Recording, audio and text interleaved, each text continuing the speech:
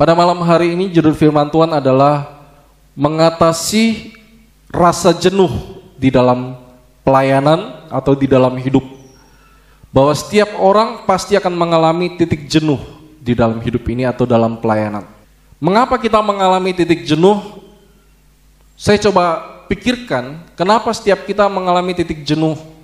Yang melayani sebagai pemain musik, yang melayani sebagai WL, yang melayani sebagai singers, choir, apapun pelayanan Bapak Ibu Saudara dalam gereja ini, kalau terus kita lakukan, 1 tahun, 2 tahun kita lakukan terus, akan ada satu titik di mana kita jenuh. Di mana kita rasa kita melayani itu seperti tidak terjadi sesuatu, kita melayani itu cuma karena tugas, kita melayani itu cuma karena kebiasaan, tidak ada kuasa yang keluar dari kehidupan kita.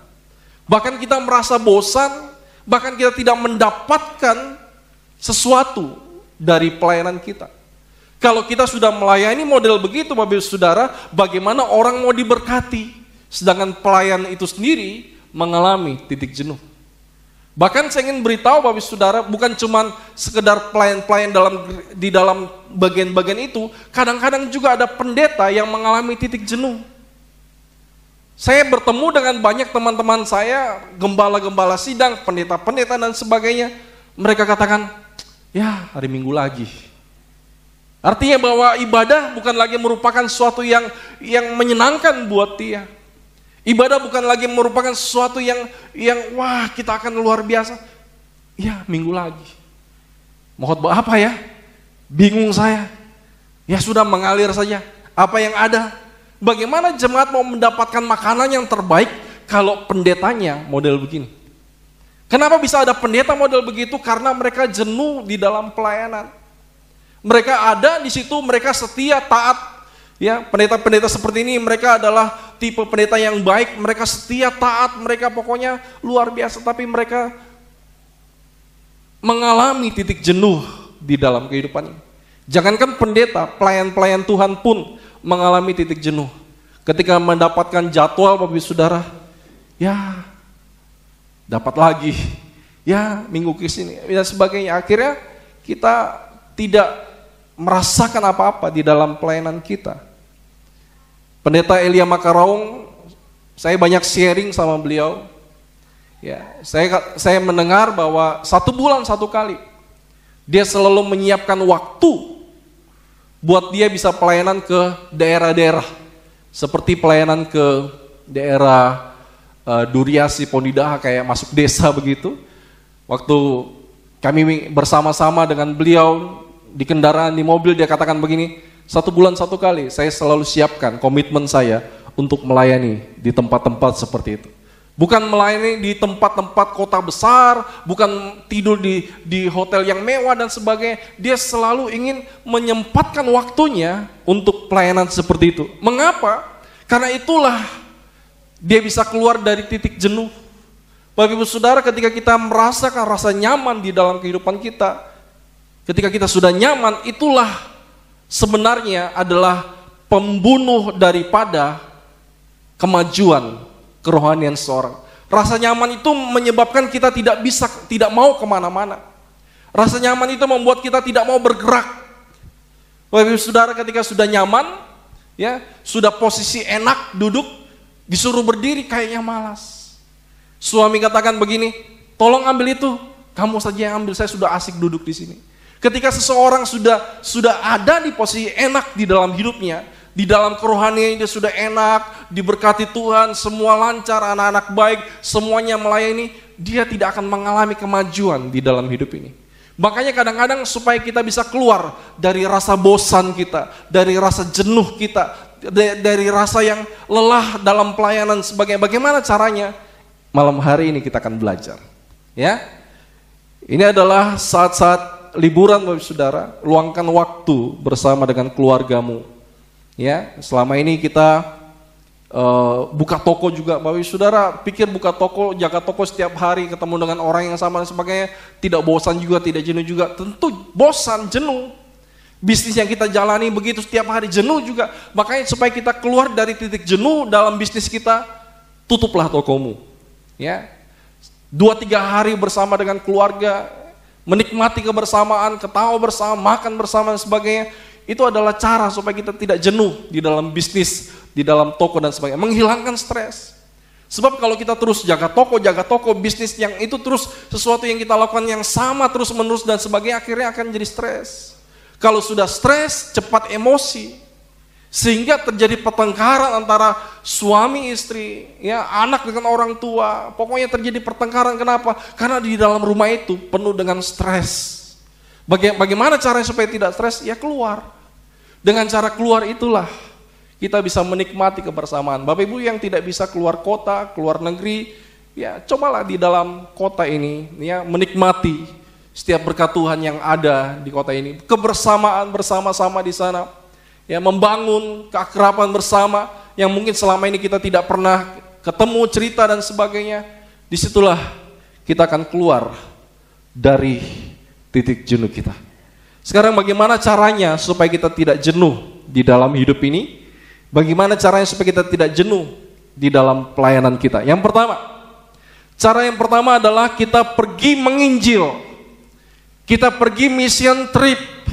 Kita pergi berbagi kasih. Bapak Ibu Saudara, kalau kita mengalami titik jenuh di dalam kehidupan kita, lakukanlah ini. Pergilah menginjil. Ya, biasanya gereja itu punya program setiap berapa bulan sekali itu adakan retreat.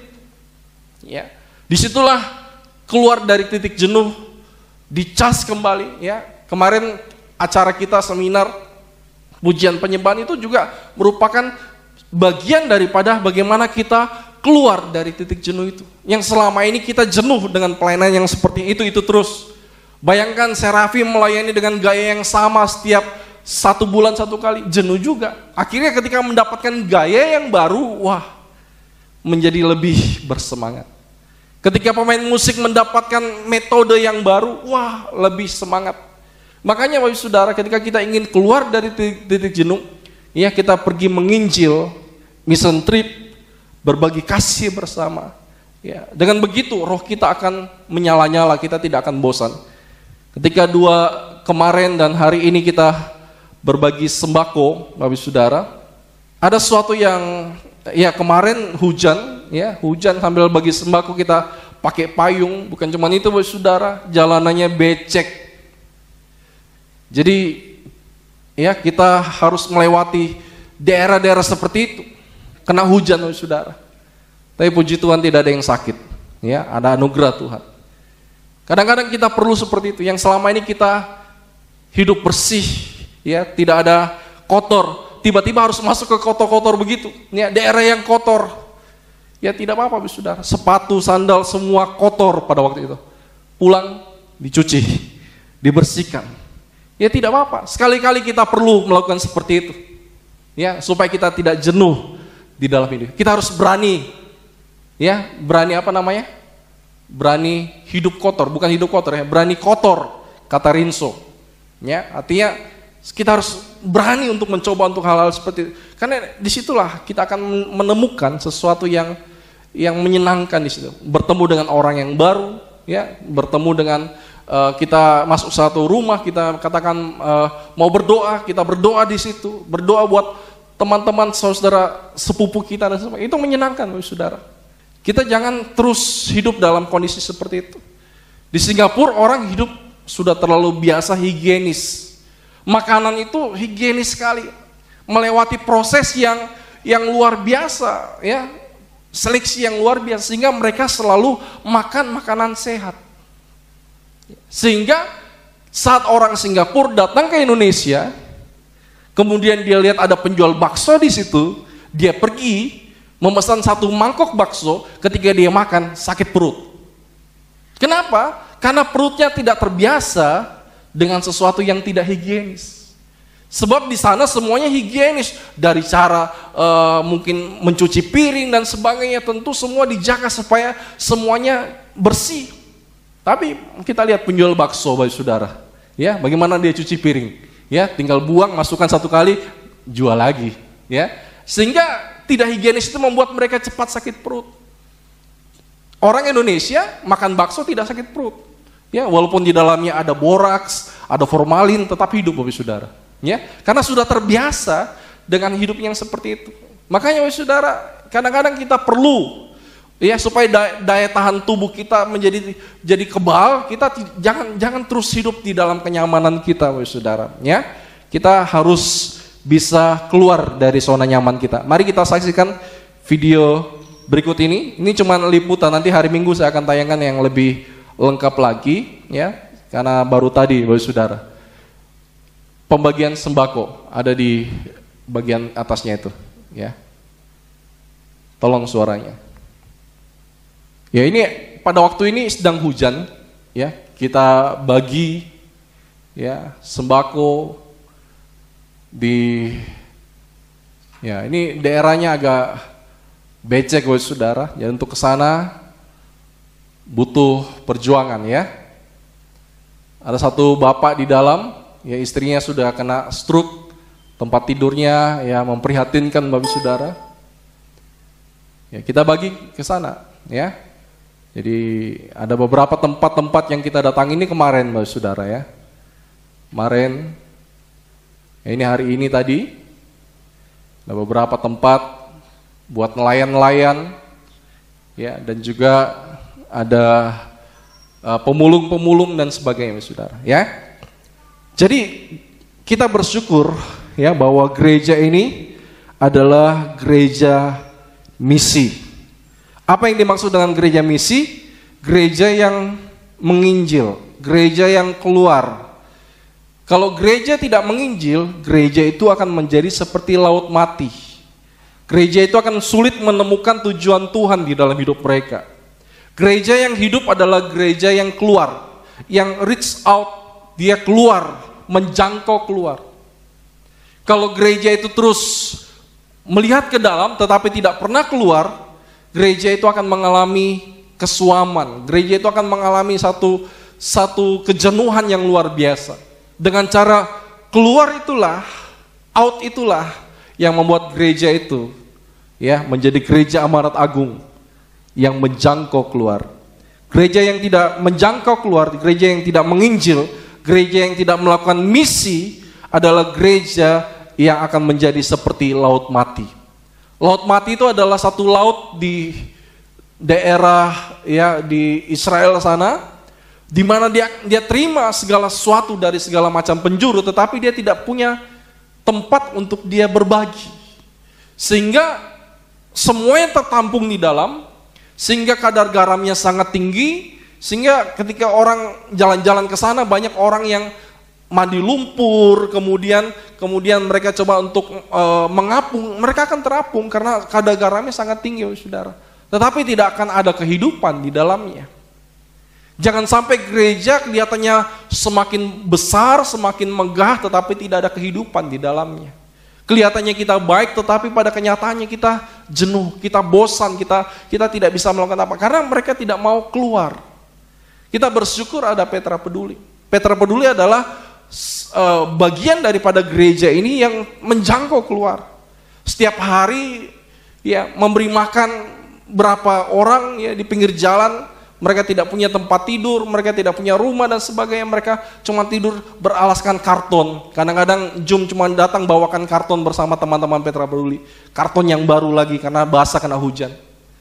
Ya, itulah yang dilakukan oleh bagian gereja ini. Keluar, memberi makan siang dan malam.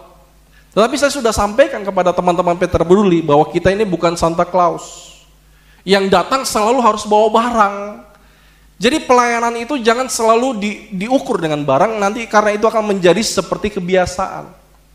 Kalau kita tidak bawa barang, muka mereka pasti akan berubah, karena mereka sudah terlalu terbiasa kita jadi Santa Claus buat mereka. Pelayanan itu bukan supaya mereka senang dengan pemberian kita, tapi pelayanan itu tujuan akhirnya adalah mereka bisa melihat Tuhan di dalam hidup kita. Ketika mereka bisa merasakan Tuhan dalam hidup kita, dengan cara mungkin kita tidak datang bawa apa-apa, tapi kita datang saat itu kita katakan, bisakah saya berdoa buat engkau? Supaya Tuhan menguatkan engkau, ya, supaya Tuhan memulihkan hidupmu. Kita pulang, itu juga melayani. Tidak harus ya dengan barang, Bapak Saudara. Jadi marilah kita melihat di sini di dalam Lukas dulu, Lukas 9 ayat 1. Kita akan melihat firman Tuhan di dalam Lukas pasal yang ke-9 ayat yang pertama. Lukas 9 ayat yang pertama, maka Yesus memanggil ke-12 muridnya, lalu memberikan tenaga dan kuasa kepada mereka untuk menguasai setan-setan dan untuk menyembuhkan penyakit-penyakit. Jadi Yesus memanggil ke-12 muridnya, memberikan power and authority, memberikan tenaga dan kuasa untuk mereka pergi keluar. Jadi kalau kita ingin menjadi murid Tuhan, ya, kita akan diberikan power and authority, kita diberikan tenaga dan kuasa. Kalau kita sudah terima tenaga, kita sudah terima power dan authority, ya, kita sudah terima kekuatan dan otoritas daripada Tuhan, tapi kita tidak pergi, itu sepertinya kuasa dan otoritas dalam hidup kita mubazir. Karena dalam hidup kita ini sudah ada power and authority, tapi kita tidak pakai. Ya, sama seperti ada satu kekuatan dalam kehidupan kita yang kita tidak pakai. Padahal kalau kita pakai itu menjadi sesuatu yang luar biasa di dalam hidup kita. Kemudian ayat yang ke-6, Lukas 9 ayat yang ke-6, setelah Yesus memberikan mereka tenaga dan kuasa, kemudian Yesus memberikan pesan, lalu kita lihat ayat yang ke-6. Lalu pergilah mereka. Jadi selama ini mereka bersama dengan murid-muridnya, Yesus bersama dengan murid-muridnya bertemu, diajar, sama seperti kita ke gereja ini kita bertemu, kemudian kita belajar firman Tuhan, kita bertemu, kita belajar firman Tuhan, tapi setelah itu apa yang harus kita lakukan seperti ayat yang ke-6? Lalu pergilah mereka. Jadi tujuan kita mendengar firman Tuhan adalah supaya kita mempraktekkan power and authority yang kita sudah terima dari Tuhan untuk kita bisa menjangkau orang yang lain. Dan pergilah mereka, dan mereka mengelilingi segala desa. Jadi perhatikan kata mengelilingi segala desa, artinya mereka keluar masuk desa. Mereka pergi bukan ke tempat-tempat kota-kota besar, Yerusalem dan tempat-tempat yang lain itu besar, tapi mereka pergi ke desa-desa, tempat-tempat kecil untuk mempraktekkan power and authority sambil memberitakan Injil dan menyembuhkan orang sakit di segala tempat. Jadi memberitakan Injil ini dengan kata lain mereka menginjil. Ya, mereka menginjil ke tempat-tempat. Artinya inilah yang Yesus bagikan, ya. Tujuan Tuhan memberikan power and authority, tenaga dan kuasa. Ya, kuasa dan otoritas di dalam hidup kita. Tujuannya supaya kita pergi menjadi saksi, bukan menjadi sakti. Ya. Saksi dan sakti itu beda, Bapak Saudara. Sakti itu kita dapat kuasa, tapi sakti kita tunjukkan kita hebat. Tapi kita tidak pernah praktek, ya. Makanya Bapak Saudara kita harus sering mempraktekkan, ya, kuasa yang ada dalam kehidupan kita. Yang kedua, bagaimana caranya supaya kita bisa keluar dari titik jenuh kita? Tadi yang pertama adalah kita pergi menginjil, kita pergi berbagi kasih bersama, kita pergi mission trip atau retreat. Ya, saya tahun depan berdoa kepada Tuhan untuk kita mengadakan satu retreat besar-besaran. Ya, tapi retreat ini namanya ESC, Excellence, ya, Service Camp. Ya, nanti kita akan mengadakan ESC. Jadi saya rindu tahun depan itu nanti kita bisa mengikuti semuanya. Semua kalau bisa jemaat kita ikuti ini. Karena saya sudah mengikuti SC, dampaknya itu luar biasa, hasilnya itu luar biasa. Nanti akan ada komandan, ya, yang akan mengajar kita, dan ya sedikit nanti akan diajarkan nilai-nilai yang luar biasa. Orang kalau keluar dari SC itu wah luar biasa. Tapi sebelumnya kita harus ikut PMK dulu. Ya, PMK ini kelas pemuritan yang kita akan adakan nanti, ya. Bukunya sudah ada. Nanti Bapak Ibu Saudara yang akan ikut, yang komitmen untuk ikut setiap hari Jumat, ya, itu akan membeli bukunya Rp10.000. Setelah itu nanti setelah selesai akan mendapatkan sertifikat. Makassar juga sudah mau mulai. Ya, jadi Bapak Ibu Saudara, ini sesuatu yang menyenangkan supaya kita keluar dari titik jenuh.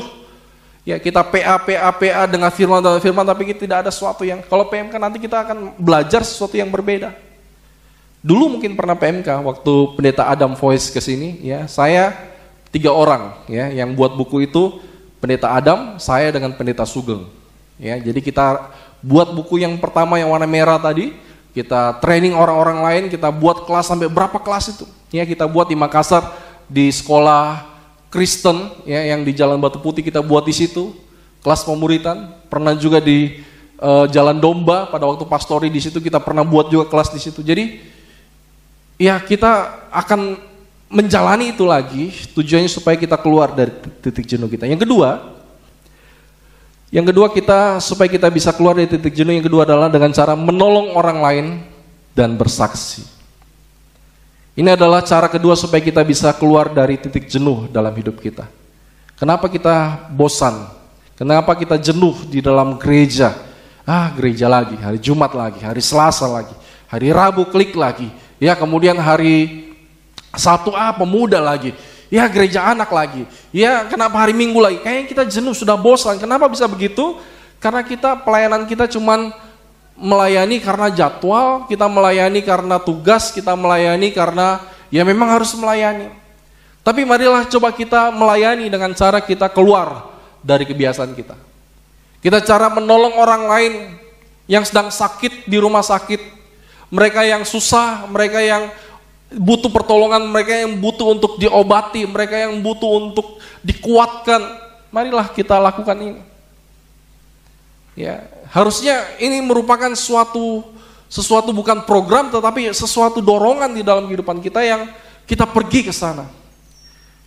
Klik juga suatu saat akan membosankan, saudara. Ya, siapa yang sudah bosan dengan klik? Akan ada orang yang akan bosan dengan klik. Bagaimana supaya klik itu tidak membosankan? Yaitu dengan cara keluar, pergi besuk. Ada saudara yang mungkin sedang sakit, pergi besuk, tutup klik hari itu, tidak apa-apa. Tutup saja, pergi besuk ke sana, menguatkan.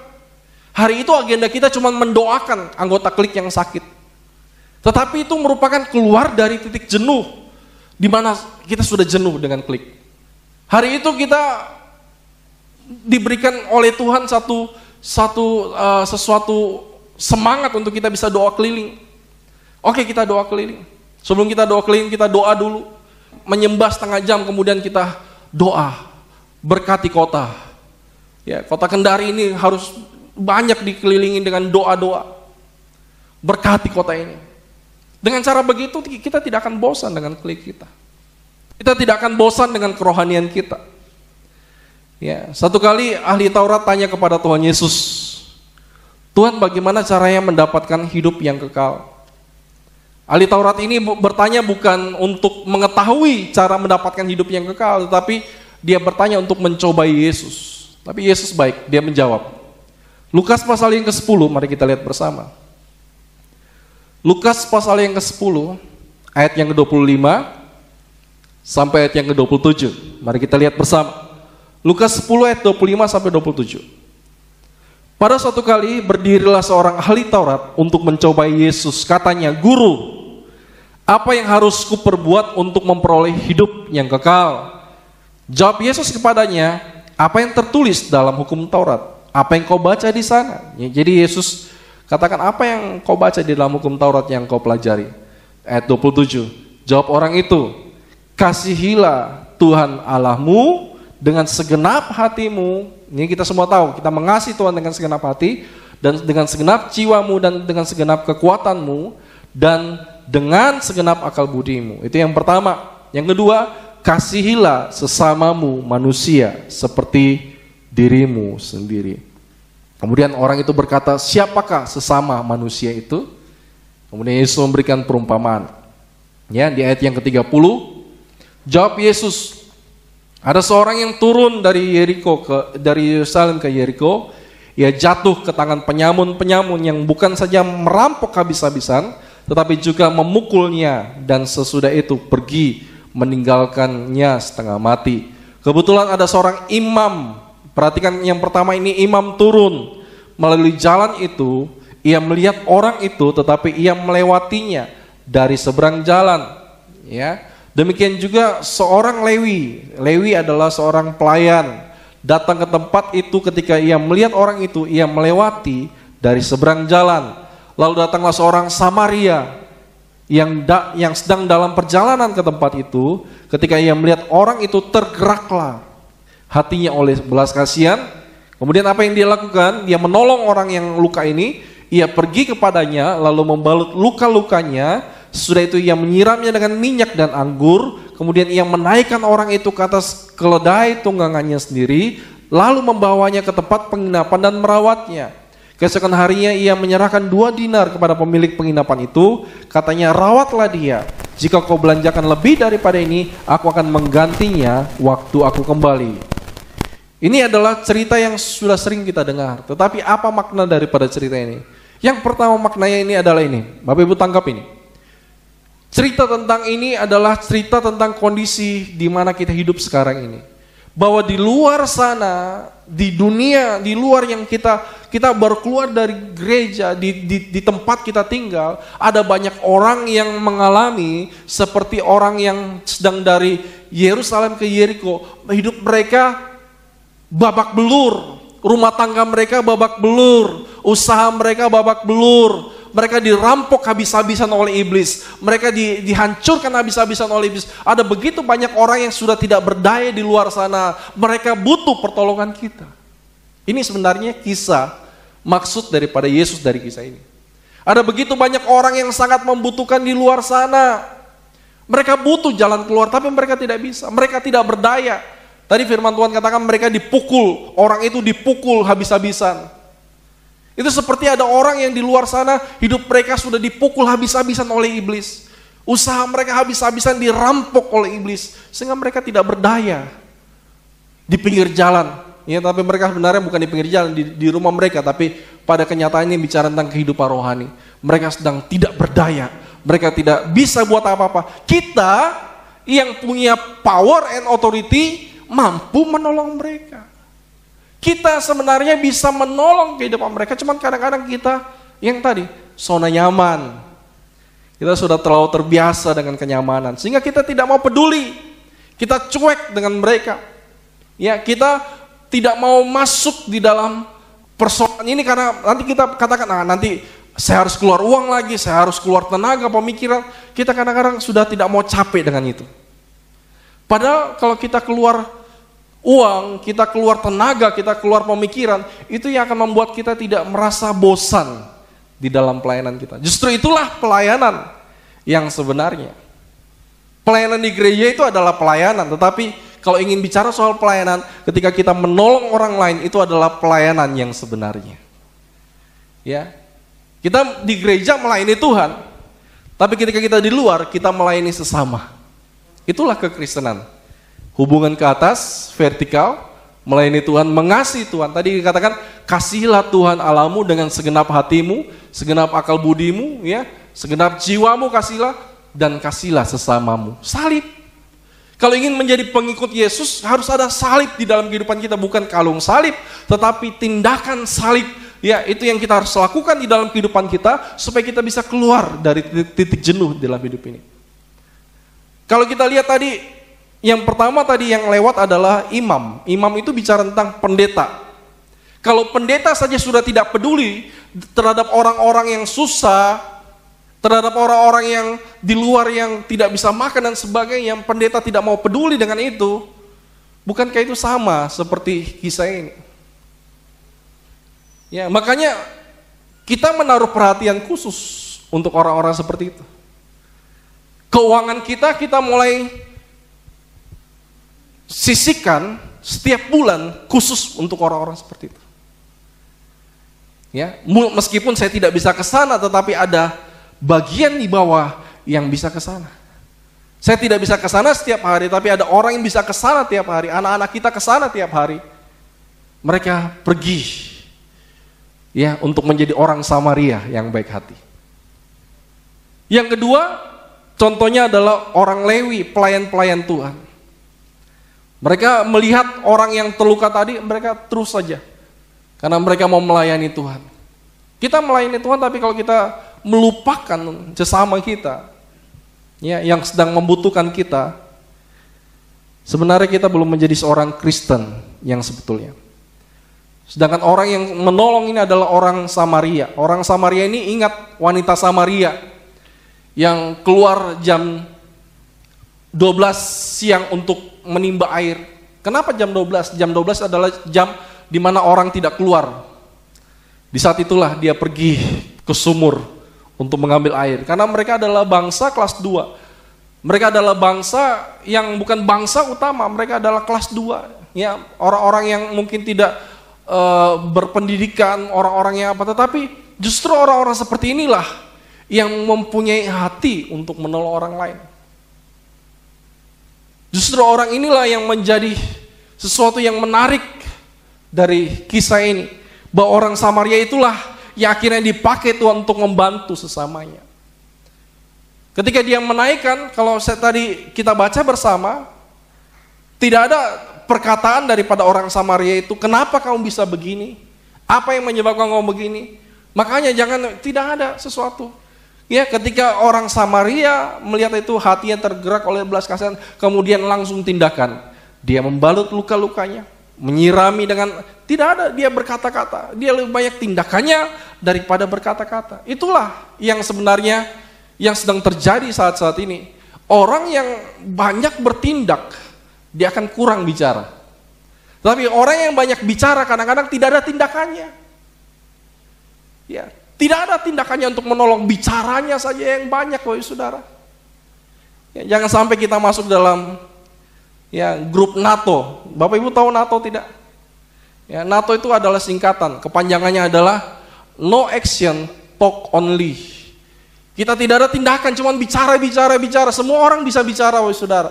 Tapi marilah kita menolong. Ya, kalau cuma bicara semua orang pintar, tapi marilah kita bertindak.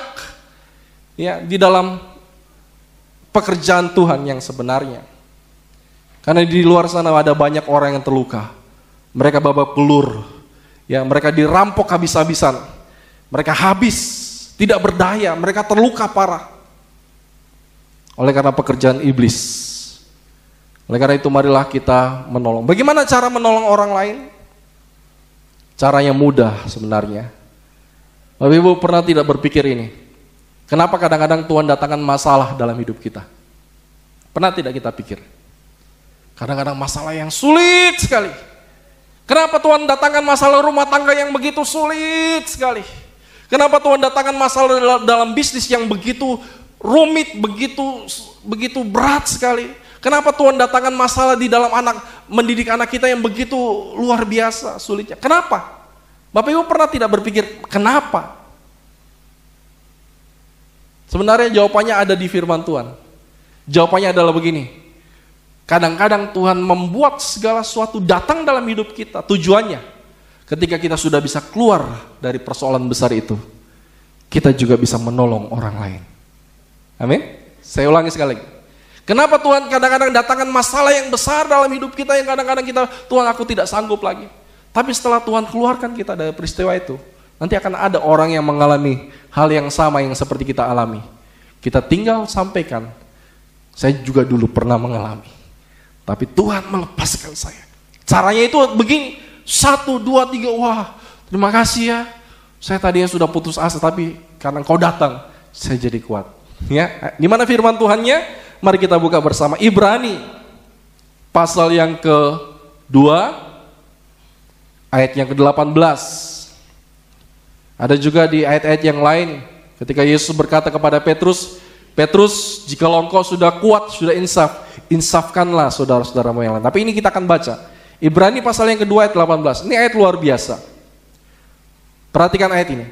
Sebab oleh karena ia sendiri telah menderita karena pencobaan, ya, karena dia sudah mengalami pencobaan itu, maka ia dapat menolong mereka yang dicobai. Bagaimana kita bisa menolong orang-orang yang sedang mengalami pencobaan? Yaitu kita harus dulu mengalami pencobaan. Makanya kenapa kadang-kadang kita mengalami pencobaan? Tujuannya supaya nanti kita bisa menolong orang-orang yang sedang dicobai. Kenapa kita mengalami sakit ini dan sebagainya? Tuhan kenapa? Kadang-kadang kita kan begitu. Kalau sudah dapat penyakit kita tanya, Tuhan kenapa? Ya jawabannya itu. Supaya nanti ketika ada kesembuhan yang Tuhan nyatakan di dalam hidup kita, itu bisa kita saksikan kepada orang-orang yang sakit juga. supaya juga mereka mengalami jalan keluar yang sama. Ya, ada pengamen, dia sedang mengamen di Kendari Beach. Ya, dia mengamen. Pengamen ini buta, Saudara. Tidak bisa melihat sejak kecil. Dia mengamen, burung nuri katanya, ya, terbang tinggi katanya, ya, wah, merdu sekali suaranya. Kemudian orang kasih uang. Pak, setahu saya lagunya tidak begitu, Pak. Setahu saya itu lagunya burung nuri, terbang tinggi, ya, tidak ada katanya. Ya Pak, kan saya kan buta, Pak. Sejak kecil tidak bisa melihat itu burung nuri terbang tinggi atau tidak. Jadi saya nyanyi burung nuri katanya, terbang tinggi katanya, orang begitu Pak, terbang tinggi. Kadang-kadang kita seperti itu. Kita kadang-kadang Yesus luar biasa tapi katanya, karena kita tidak pernah mengalami luar biasa Yesus. Yesus itu penyembuh, tapi katanya, karena kita sudah mendengar orang disembuhkan, tapi kita belum pernah mengalami. Jangan sampai kita menjadi Kristen katanya, Kristen yang tidak pernah mengalami kuasa dan pertolongan Tuhan di dalam hidup ini. Pastikan kita mengalami, makanya kita mengalami persoalan dalam hidup ini, supaya kita mengalami pertolongannya, dan setelah kita ditolong Tuhan, kita wajib menolong yang lain.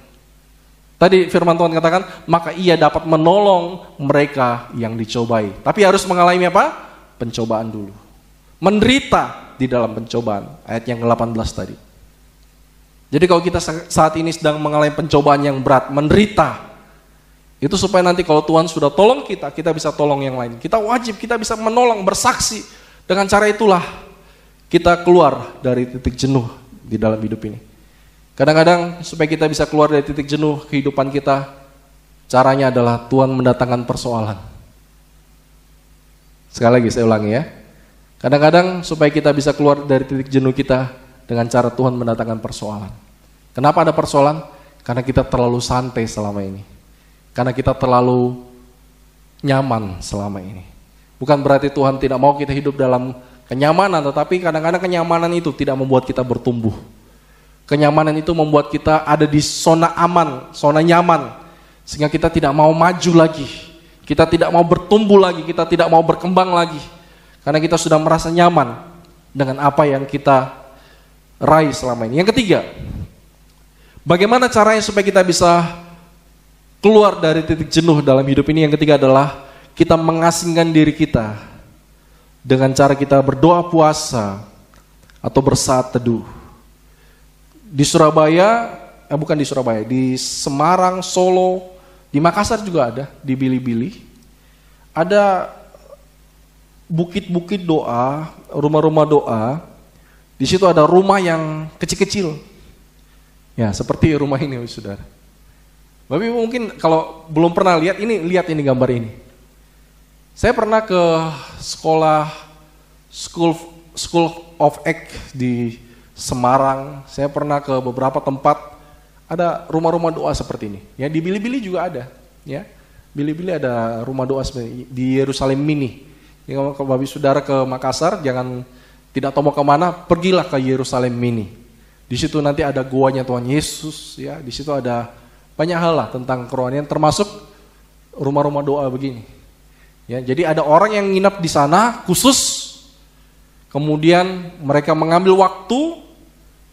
Ya, biasa bawa gitar, bawa Alkitab saja, masuk ke dalam lubang-lubang kecil ini, rumah-rumah kecil ini, tidak bisa berdiri, Bapak Saudara.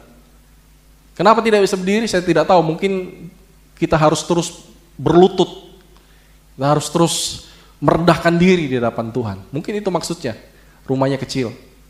Ya, dengan cara begitu dia bisa berdoa. Dengan cara begitu dia bisa mengisi kembali bagian-bagian yang kosong dalam kehidupannya. Dengan begitu dia bisa mencas kembali. Dengan begitu dia bisa mencari wajah Tuhan.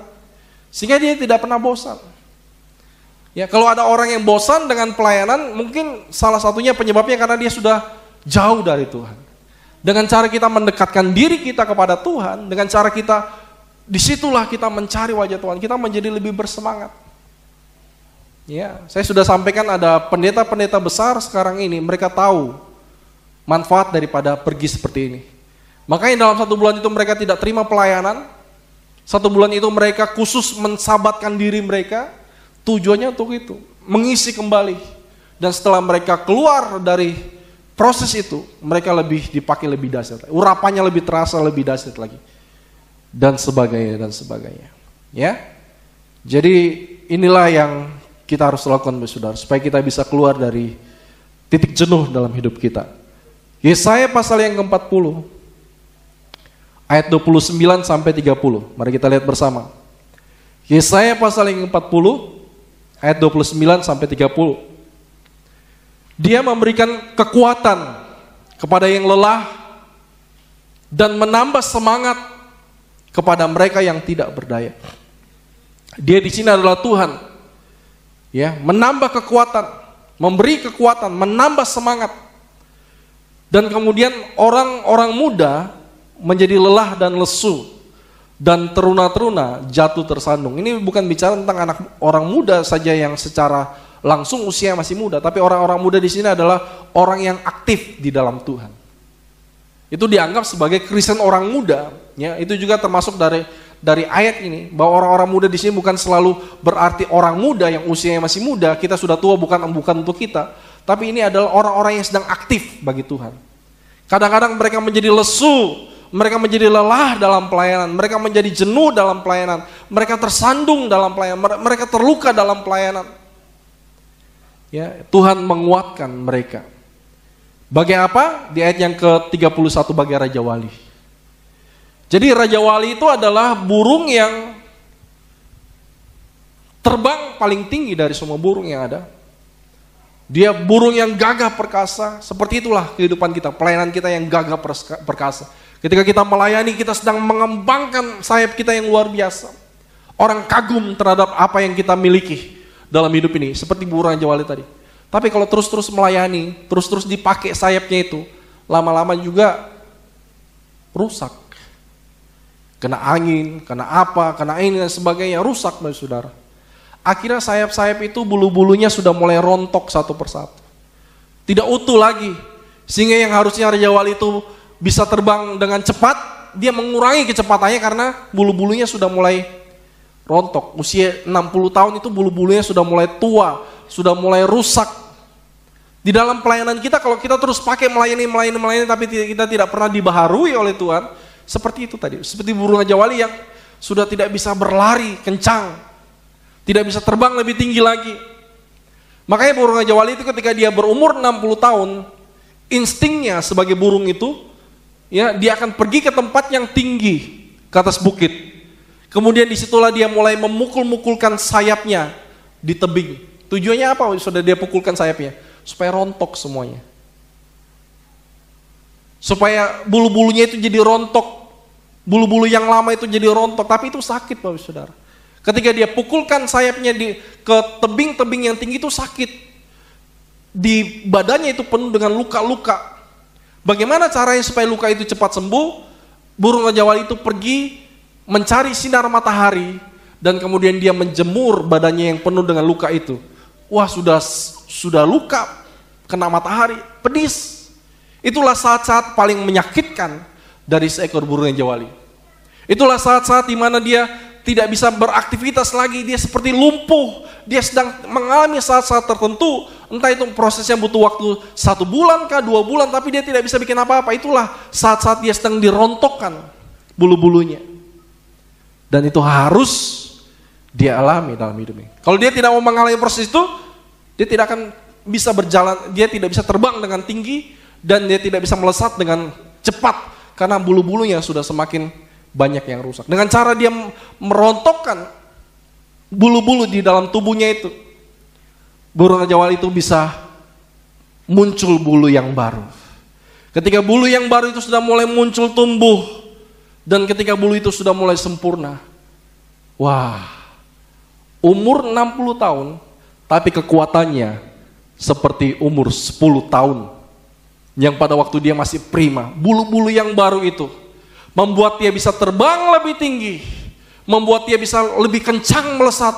Kadang-kadang dalam pelayanan kita awal-awal saja kita menggebu-gebu, melesat, tapi di tengah-tengah perjalanan kita sudah mulai melambat. Betul tidak, saudara? Kita sudah mulai melambat, kita sudah mulai lelah, Bahkan tidak kurang, tadi firman Tuhan katakan banyak yang sudah mulai terjatuh. Tetapi kita bersyukur ada ayat 31. Kita baca ayat 31 Bapak Saudara. Tadi ada ayatnya itu, burung Raja Wali itu mencari matahari, itu ada ayatnya. Cahaya matahari itu bisa menyembuhkan luka-luka di tubuhnya. Matahari itu adalah Tuhan. Sinarnya, kemuliaannya bisa menyembuhkan kita yang sedang luka saat ini. Jangan tutup di dalam Yesaya, tolong ditandai. Kita baca dulu Maleaki pasal yang keempat, ayat yang kedua. Maleaki 4 ayat yang kedua. Mari perhatikan firman Tuhan. Maleaki 4 ayat yang kedua. Tetapi kamu yang takut akan namaku, bagimu akan terbit surya kebenaran, ini bicara tentang matahari, dengan kesembuhan pada sayapnya. Kamu akan keluar berjingkrak-jingkrak seperti anak lembu, lepas kandang. Jadi artinya ada pemulihan Tuhan. Jadi harus ada sinar matahari, surya kebenaran, ya, terbit surya kebenaran dengan kesembuhan pada sayapnya. Jadi sebenarnya kisah di dalam Yesaya tadi dikuatkan dengan Maleaki pasal yang keempat, bahwa cahaya sinar matahari itu bisa menyembuhkan sayap kita, bisa menyembuhkan kehidupan kita. Matahari surya kebenaran tadi adalah Tuhan. Dia adalah sinar kemuliaannya, bisa membuat kita menjadi sembuh, menjadi kuat kembali, sehingga kita bisa terbang lebih tinggi. Kita kembali ke Yesaya tadi, kita baca ayat yang ke-31. Yesaya 40 ayat 31 ayat terakhir. Tetapi orang-orang yang menanti-nantikan Tuhan mendapatkan kekuatan baru. Sama-sama katakan kekuatan baru. Mereka seumpama apa? Raja Wali yang naik terbang dengan kekuatan sayapnya. Mereka berlari dan tidak menjadi lesu, mereka berjalan dan tidak menjadi lelah. Inilah kalau kita nanti kita berlari melayani Tuhan dan kemudian kita menjadi lelah karena kita tidak menanti-nantikan Tuhan. Kita tidak berdiam sejenak. Kita tidak membaharui kekuatan sayap kita di dalam hidup ini. Ya. Makanya Bapak Saudara, ada saat-saat di mana kita mengalami kelelahan. Hati-hati dengan kelelahan. Ya, saat Elia berhasil mengalahkan 4.000 Nabi Baal, wah dia luar biasa. Mendatangkan api dari langit. Setelah itu kalau kita baca perikop selanjutnya, kemudian dikatakan Elia menurunkan hujan. Wah itu luar biasa. Tapi setelah itu perikop selanjutnya, dia dikejar oleh Isabel. Dan kemudian dia lari ketakutan. Kemudian seorang hamba Tuhan yang luar biasa, seorang nabi yang luar biasa, tiba-tiba dia katakan, Tuhan, aku ingin mati saja. Bayangkan Bapak Saudara. Kenapa bisa begitu? Setelah dia hebat, luar biasa, kemudian dia mengalami kelelahan rohani. Makanya dia tidur, bangun, makan, tidur, bangun, makan. Itu artinya karena dia lelah. Makanya dia tidur, makan, kemudian dia pergi berdoa. Disitulah dia kuat, bisa melanjutkan perjalanannya lagi untuk mengikut Tuhan. Kalau kita tidak beristirahat, kalau kita tidak punya saat-saat teduh, kita tidak punya saat-saat di mana kita memperbaharui sayap-sayap kita seperti burung Raja Wali tadi, nanti akhirnya kita terjatuh. Bisa bayangkan kalau sayap Raja Wali tadi tidak dibaharui dan di sebelah sini yang rusak, maka burung itu akan miring ke kanan. Tiba-tiba dia terus miring, jatuh dan hancur, terluka. Berapa banyak orang yang tidak punya saat-saat teduh, hidup mereka tidak lagi bisa terbang tinggi, tapi sudah mulai miring, ya, mulai salah, hidup dalam salah, berjalan dalam kesalahan. Elia melawan nabi-nabi Baal, dia hebat, ya, menurunkan hujan bisa, tapi lawan satu perempuan saja dia kalah. Ya, banyak orang hebat, tetapi kadang-kadang kalah, ya, dan lemah dengan wanita. Mereka kalah dan mereka tidak berdaya, tidak bisa berbuat apa-apa, takut dan sebagainya. Jadi Bapak Ibu Saudara, kita harus banyak berdoa supaya sayap-sayap kita dipulihkan Tuhan. Datanglah kepada surya kebenaran itu, supaya dia memulihkan sayap-sayapmu, supaya engkau bisa terbang tinggi bersama dengan Tuhan. Jadi ada 3 macam cara supaya kita bisa keluar dari titik jenuh, di dalam kehidupan kita. Yang pertama apa tadi? Kita mengadakan penginjilan, mission trip, berbagi kasih.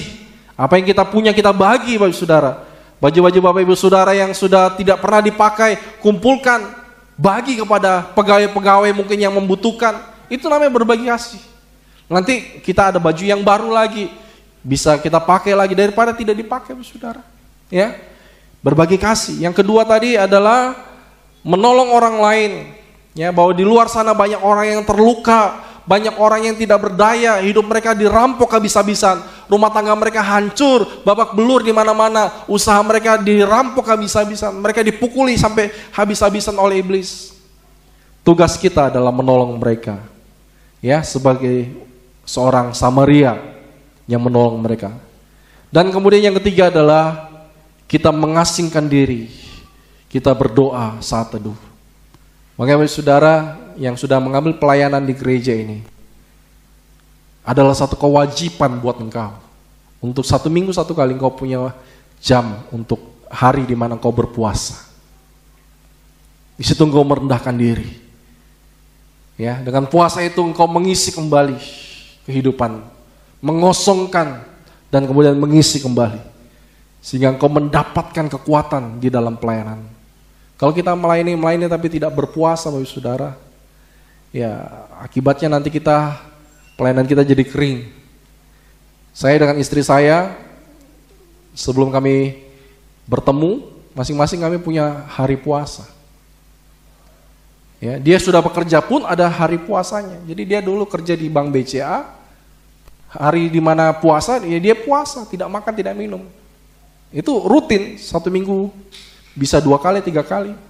Itulah yang kita harus mendisiplinkan diri kita supaya kita keluar dari titik jenuh kehidupan kita. Ya, puasa itu bukan program gereja, tapi puasa itu adalah kebutuhan kita untuk supaya kita bisa lebih berapi-api lagi untuk Tuhan. Tuhan memberkati kita semua. Mari kita datang kepada Tuhan.